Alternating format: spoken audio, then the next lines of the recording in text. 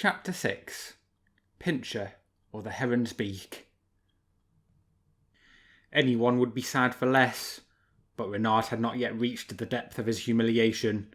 Men, dogs, wolves, and even wild cats are worthwhile enemies, formidable for each other as well as for Reynard the fox. Hate and disdain are not hatched from the same egg. When Reynard lay beneath the brambles on the threshold of Malpas and thought about his latest adventures, the blood boiled in his veins, but not always in the same way. Sometimes it was like a blaze of fire, making his whole body feel lighter. When he thought of Chanticleer, for instance, or of Pinety who laid the biggest eggs, or of Chippet perched on the stakes singing her mocking song. He knew that the time would come when he would be able to leap at the right moment, sink his teeth deeply and take good mouthfuls. This is the way of the world for foxes and hens. Now good fortune, now bad, now storm, now sunshine. But sometimes when his blood boiled, it contained molten pitch and bitter gall. When he thought of Ysgrim, he became feline and his hair stood on end like that of a wildcat. When he thought of Tibbet, he became a wolf, all ready to bite and trample. He hated both of them so much that he did not know which one he most wanted to come to a bad end. And yet through his rancour he felt an obscure solidarity with first one and then the other of them. Tibbet was his ally against Ysgrim, and Ysgrim against Tibbet, and against men. At this point he became confused. At Malpas, which was in the wildest part of the forest, his only neighbours as a rule were the owls. He was just as used to their voices as he was to the laughter and cries of the wind. It was his forest, his kingdom. He knew that he shared everything, and yet everything was his. His home, his earth, his haunt. That was Malpas. And after Malpas, everything had its place in the forest. The smallest leaf and the dandelion shoot just as much as the hornbeam in the great glade, which was immense, taller than the tallest of the oak trees. The animals too, those who remained hidden and those who ran away, the wily ones and the obstinate ones, Bamba the stag with the gleaming horns, Besant the boar with his violet eyes gleaming through his bristles, and Gutterow the hare, who was clever, brave and tireless. And until the last few days even the men, the gay Lanfert, the kind-hearted giant, Beater the huntsman and the squire his master, the sound of the horns, the baying of the hounds, the sinister Outram Rufus, his traps and his horrible mastiff Surly with the protruding tooth. Everything had its place in his native forest, living prey and gnawing hunger, comfortable peace and passing danger. And in the midst of it, in the very heart of this world, permanent and secret in the good thickness of the covert, sheltering his mate and their sons, was Malpas. At least this was how it used to be, but day after day Reynard found himself excluded from his pathways. The order of the world was no longer the same, although he had not changed. If he had devoured a doe rabbit in Kindle, strangled by Outram's trap one night during the last moon, it was because hunger pressed him sorely. Why did the animals laugh when he was struggling feebly in Lanfert's snare? Until now he had held nothing against anyone. He killed when he had to, avoiding hunts and ambushes. But now the sound of laughter pursued him wherever he went. The world was tottering. Ysgrim, before jeering at him, had complained that he was being laughed at in the same way. It looked as though he had cheated Reynard only in order to regain consciousness of his own strength and at the same time of his prestige in the forest. Was it true that the good old fight for food and home was less easy than Reynard had believed? And finally, was it necessary now to be no longer the fox that he had been, but a different fox, a new Reynard, in order to find himself again and fight his own battles tomorrow?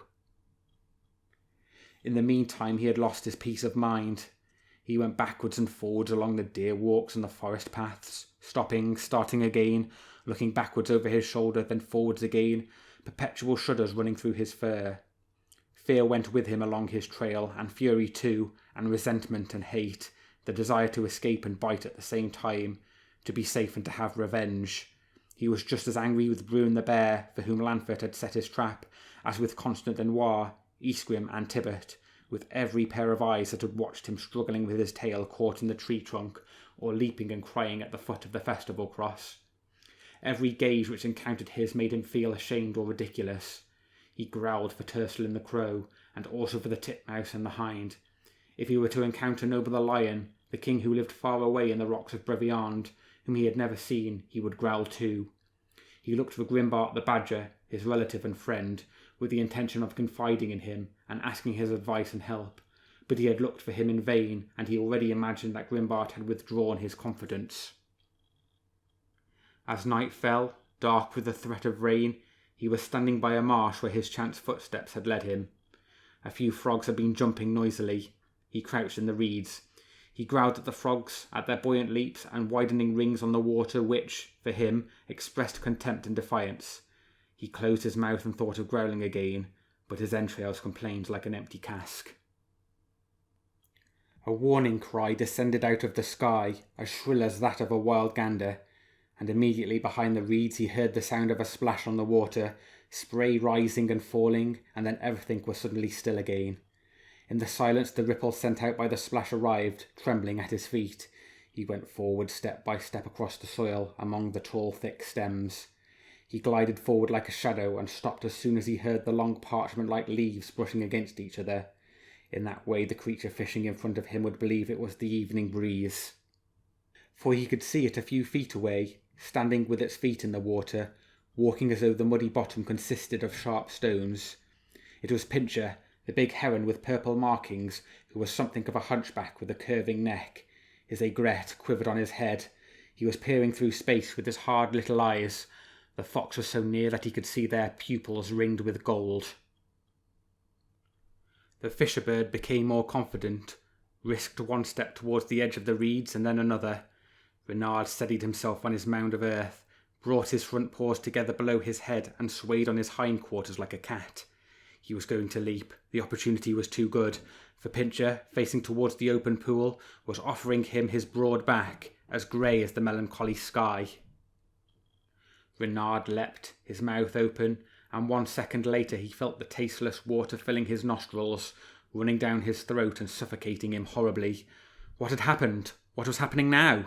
He had jumped fair and square and had lighted on Pincher's back, hoping that he could close his jaws over the long neck that was quickly straightened.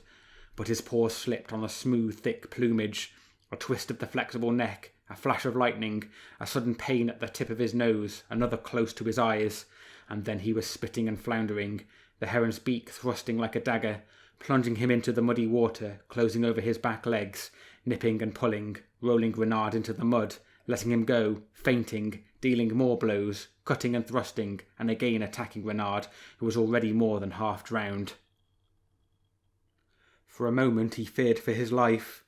The huge wings with their hard quills beat him with unbelievable strength, knocking him down again as soon as he tried to attack and bite.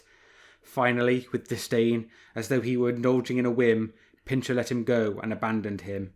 In fact, he was more terrified than the fox, although Reynard did not realise it. He spread his huge wings and flew away. His long feet emerged together, the claws hanging down, the wind of his increasing speed soon stretching them out behind him. Away he went, plunging into the sky with the heavy, slow beat of his wings, uttering through space his eternally sorrowful, heart-rending cry, and the sadness and suffering of night rose quivering to the clouds.